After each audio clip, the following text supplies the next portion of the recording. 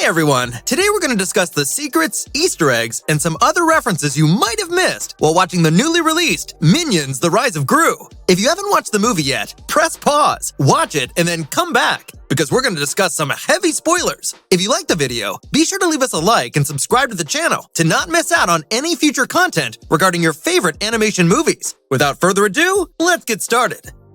In the film's opening sequence, we see a minion on a ball hitting straight into the Illumination title and obstructing it. This scene is an homage to Miley Cyrus's Wrecking Ball. The minion surely comes in like a wrecking ball. Gru fantasizes about entering the Vicious Six, an Avengers-style corporation of baddies formed by Wild Knuckles. While Gru is tied directly to a clock tower by the Vicious Six, he starts yelling out to his dedicated minions and appears to say, "Minions assemble," an explicit resemblance to the major motion picture Avengers Endgame, when all of the Avengers are facing off against the adversary Thanos, and Captain America says the iconic line, "Avengers assemble." In one incident, the minions are converted into different animals, including Stuart, who is transmogrified into a chicken. This is an apparent reference to one of the franchise's earlier iterations, particularly Despicable Me 2, in which Gru must try and deal with Polo Loco. Polo Loco is Eduardo's salsa store guard dog, but he is absolutely a chicken and not really a dog. We witness a blue van with blossoms gliding over the protagonist's faces, while Gru and his minions are fighting a war with the Vicious Six. Do the blossoms inform you of anything considerable from the 1970s? If you look really closely, it looks an awful lot like the legendary Scooby-Doo Mystery Machine. When Gru and his minions take a trip to the movie theater, he lets loose a stink bomb on the entire audience. Does this make you think of something? Because this was not the first time Gru used a stink explosive. This is a direct reference to the first Despicable Me film, where Dr. Nefario presents Gru with his fart gun, which he genuinely believes Gru demanded. "I said dart gun, not fart gun," Gru attempted to explain. The Vicious Six supervillain group sounds very familiar. This is because it parallels another heinous gang of Marvel Studios supervillains known as the Sinister Six. The Sinister Six are a collective of supervillains who show up in Marvel Studios' American comics, pretty much exclusively those starring Spider-Man. Driven by Dr. Octopus, the team swiftly followed the very initial cameos of many of Spider-Man's most everlasting participants: Vulture, Sandman, Electro, Mysterio, and Kraven the Hunter. While Dr. Octopus has typically stayed its commander, the Sinister Six's structure has changed quite a bit. Speaking of the Vicious Six, we acknowledge that one of the supervillains appeared to fit perfectly in with all the others from Stanley Kubrick's A Clockwork Orange because of the robotic claw bicep. Jean-Claude is the name of this supervillain, and he is performed by Belgian actor Jean-Claude himself. If only he had somehow done a few splits in this film as well.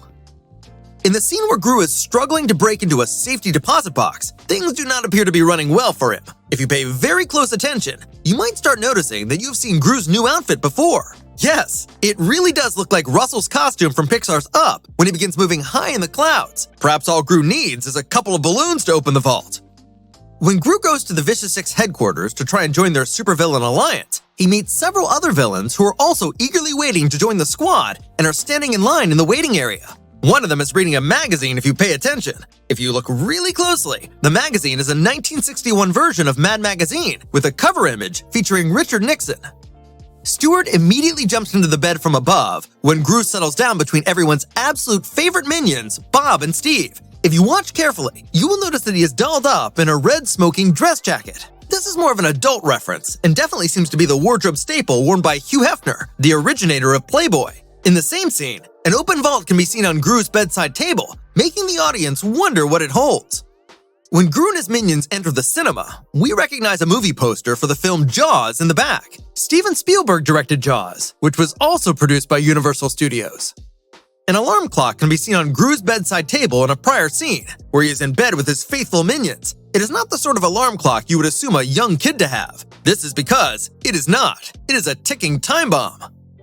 Marlena, Gru's mother, was never the type of mother who fully deserved mothering accolades because we saw her victimizing Gru and questioning his abilities from the start. Things are no different with her in The Rise of Gru, as we see a very incautious mother who has never looked out for her son, even though we see her for a very short instant. The film takes it to a whole other level by portraying her as a free-spirited hipster who exercises meditation with random guys.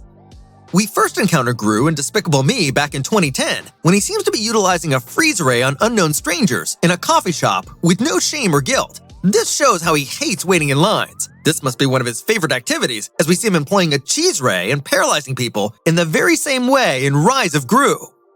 In addition to everything else in Gru's bedroom that demonstrates his desire to become a baddie in the long term, there is an original poster on the wall to the right of his bed. Yes, it is a Stronghold poster if you watch hard. Stronghold is a prominent member of the Vicious Six, a roguish group that plays a big role in the movie.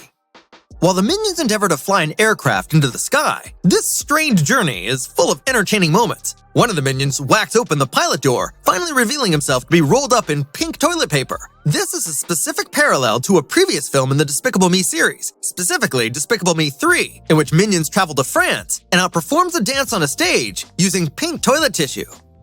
We see certain recognizable furniture pieces in the background when young Gru is talking to the representatives of the Vicious Six, particularly Wild Knuckles. These couches resemble crocodiles and are best suited for supervillains. They are also a throwback to the Despicable Me series, where comparable couches can be found in Gru's household.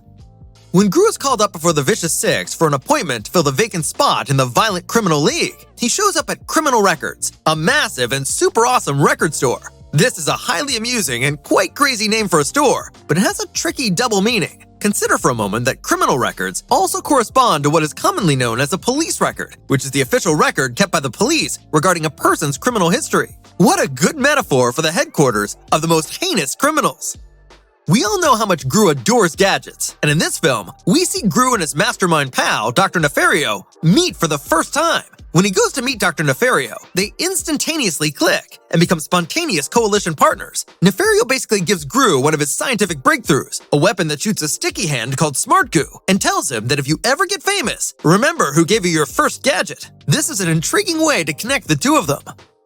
Kevin, Stuart, and Bob are our all-time favorite minions. This film clearly shows that they have always been like this from the early stages, as they are always seen pioneering missions and not allowing other minions to sparkle too much. However, in this movie, we meet a whole other minion named Otto, who is similarly awkward and pertinent. He has his own storyline and a lot of potentials. He speaks too much, makes significant errors, and jeopardizes Gru's plan to steal the Zodiac Stone, which is a very magical stone that has the power to turn people into animals.